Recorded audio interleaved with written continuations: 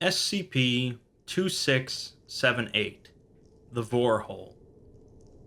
Cosmic horror as a subgenre is generally focused on cosmic indifference, meaning that humanity as a species is insignificant to the wider scope of the cosmos, including other alien species and ancient entities.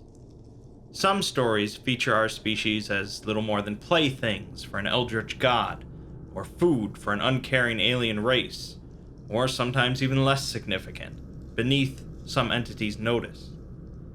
Oftentimes in these types of stories, there are those who are not fearful of the cosmic horrors, but instead embrace them.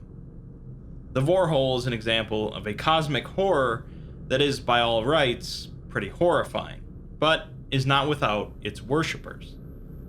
For those unfamiliar, vorophilia is an erotic desire to consume or be consumed by another person or creature, and although this article originally began as a bit of a joke, it ended up going in a pretty dark direction, as we'll see.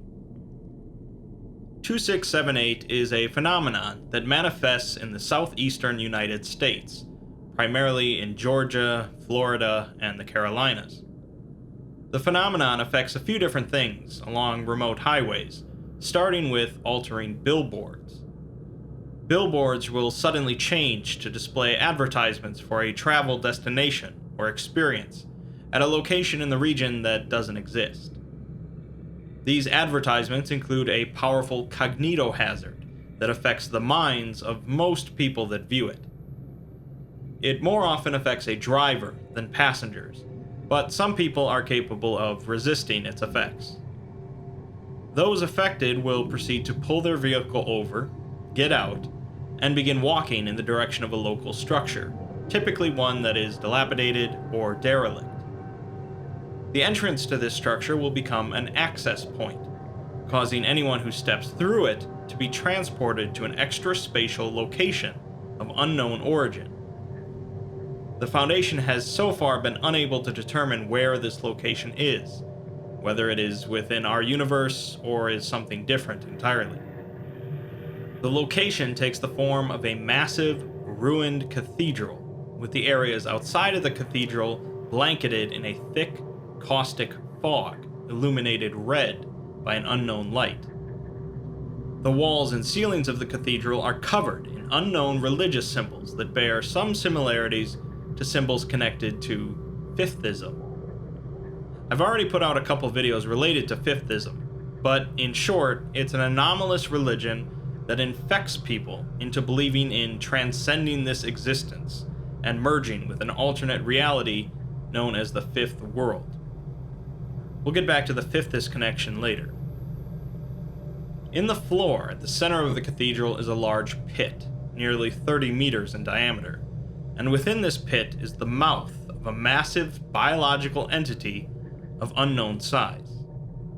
This is the titular Borehole, as any individual that enters this cathedral is inevitably drawn for some reason to approach the pit and jump in. Drone footage has captured little of the entity's size and form, confirming only that the mouth of the Borehole is connected to an incredibly long tube of flesh, filled with flagellum-like structures designed to move material further into the entity. Individuals that enter the cathedral and proceed to enter the hole experience a number of symptoms, including increased lethargy, sensitivity to light, body temperature, tactile perceptiveness, and most notably, libido. In other words, people aren't just anomalously drawn to jump in, they also enjoy it. The Borehole seems to have first cropped up in the early 70s, as a number of individuals were going missing, with their cars parked and abandoned on the sides of roads. The cases were all closed, as obviously the police were unable to locate any of the bodies.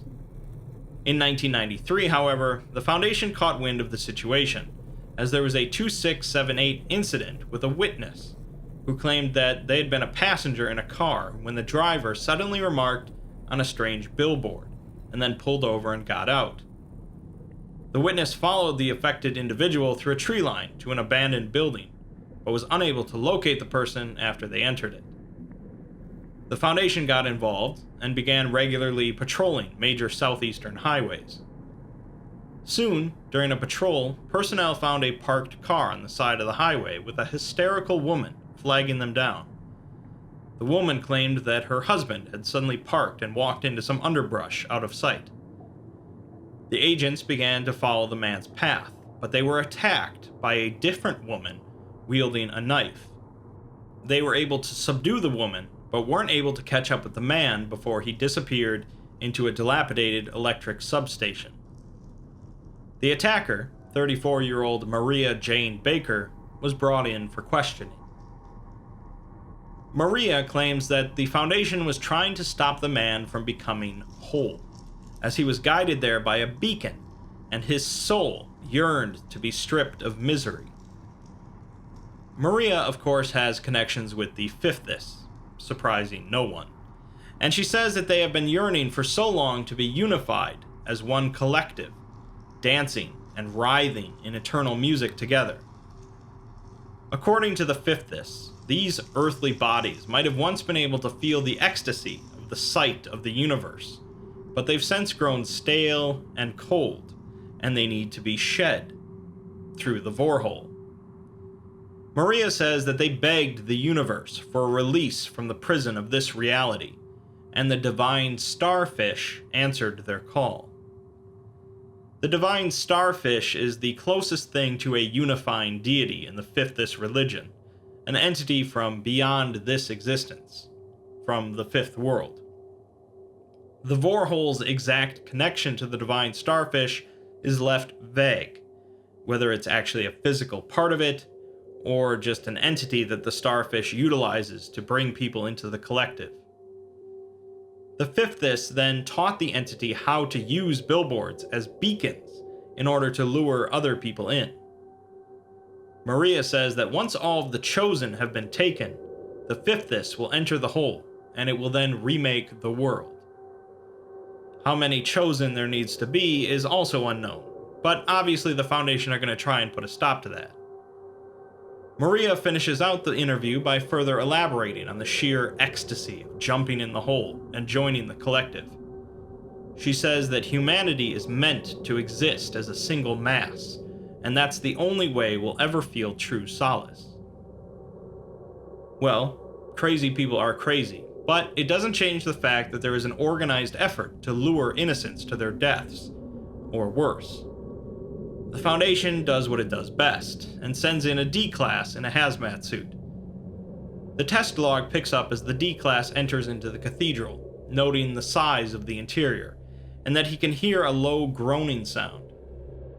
He asks the supervising agent if he should keep walking, and then says that he feels like he should keep walking, showing that the compulsory effects of the hole are already working.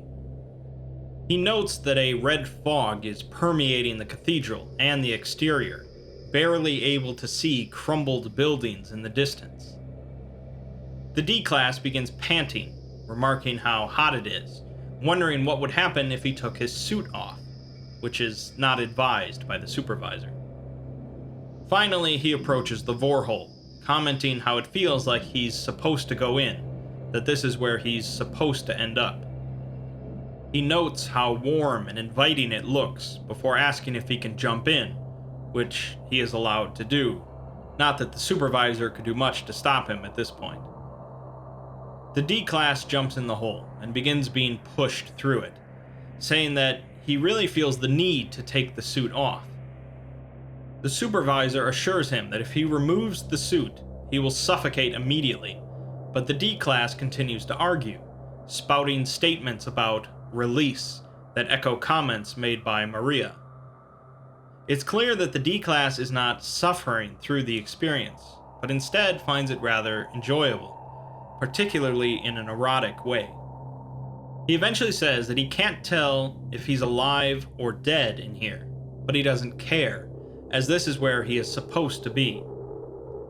He does note before loss of communication that his suit has melted through, his skin is burning, and he is bleeding, but he finally removes the suit and helmet completely, and the supervisor loses contact. Clearly, they're not going to get much further by throwing D-Class at it, so they send in something that can't be influenced the same way: a drone. A Foundation agent becomes affected by an anomalous billboard, but is restrained by others to prevent him from heading towards it.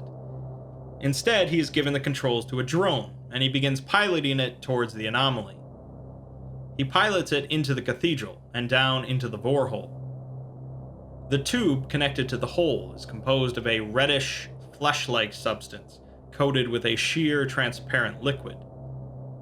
The camera footage becomes a little less useful as the flesh presses up against the drone, but further down, a meshwork of small tendrils fills the tube, some caked in blood and viscera.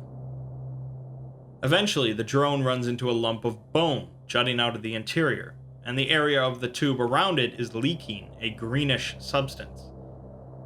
It's also notable that by this point, the tube has curved considerably, and is now running in the opposite direction of its start.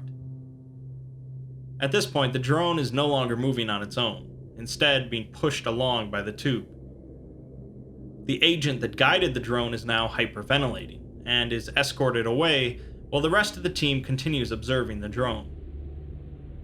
A loud groaning sound is suddenly heard, and the drone begins to move through the tube very quickly as its cameras and internal systems fail due to corrosion. A microphone on the drone picks up audio vocalizations, later analyzed to be determined as somewhere between 100 to 1,300 unique human voices. The voices are hypothesized by analysts to be singing. A camera on the drone comes back online, showing it hanging above an open space, and beneath it is a writhing mass of featureless figures. The figures are covered in a thick white fluid, and it seems that the audio vocalizations are coming from this mass. Another loud groaning sound is heard, and something opens up beneath the mass, causing the figures to fall away out of sight. The drone is then struck by something unseen and goes offline completely. It would certainly seem that there are people still alive in there, although not exactly in a desirable state of existence for most people. The Foundation isn't done with the Borehole yet, and while you might think the standard sequence of operations would mean sending in an MTF next, they instead sent in another D-Class. Unlike the first one, however, this one was supposed to just observe the various symbols filling the cathedral. The first clue that something's going to go horribly wrong comes from the D-Class himself, who says that something doesn't feel right. On their way to the anomaly, they felt like something incredible was going to happen, but now that feeling's gone. Instead of entering a cathedral, the D-Class is standing in a dark stone tunnel with a low ceiling and a black drop-off to their left. The smell in the room is so bad that they immediately vomit, comparing it to sewage, but far worse. They continue down the tunnel, noting that the ground is very slick, covered in some sort of white liquid. The supervisor instructs them to get closer to the drop-off, and the D-Class says that there seems to be a canal of a really thick, slow-moving liquid that smells extremely strong. The D-Class hears something coming from one direction and is instructed to head towards it. After a short while, they complain about feeling woozy and nauseous, and that the ground is incredibly slick and slimy. As they approach a bend in the tunnel, their microphone picks up the sound of flowing liquid, and their heart rate begins to spike. The D-Class expresses strong trepidation in continuing around the bend, but they are urged forward by their supervisor. Around the bend is a big room, and the canal of thick liquid seems to be dumping into a swirling basin. Above the basin in the ceiling seems to be the end of the Borehole, a tube dumping out fluids and viscera. The D-Class desperately wishes to leave by this point, but before they are able to do so, the floor begins tilting inwards, and they tumble into the basin. In between gasping for air and vomiting, they note that there are body parts everywhere, and they end up holding onto a ledge with a mass of faces beneath them, each looking at the D-Class and screaming. The D-Class begs for the Foundation to come get them before contact is lost. Well, that's just all pretty horrible. What's clear here is that the Borehole and the entity or entities associated with it is luring in innocents, altering their minds to find the experience pleasurable, and then digesting their bodies and keeping them alive. What's a little less clear, then, is the why, or more specifically, whether or not this anomaly is doing what the Fifths want to claim it's doing. On the one hand, the Fifths could be completely correct, that this reality we're in is not the best possible reality, and that we are meant to be unified as one collective in the fifth world, thanks to the Borehole and the divine starfish. On the other hand, the Fifths could just be completely insane, and are feeding people to an eldritch horror who keeps them alive in an endless existence of mindless torture. On the third hand, it doesn't really matter either way, as chances are people aren't going to be interested in jumping in the hole unless they're forced to, and the Foundation is going to keep preventing any of this from happening. It does beg the question of why the final D-Class wasn't taken to the cathedral, but instead sent to the bottom. Perhaps the entity knew it was being observed, and wanted the Foundation to see a little bit more. Like I said, the Borehole did begin as a bit of a joke, but it now stands as proof that any concept, no matter how ridiculous, can be made into some horrific fiction.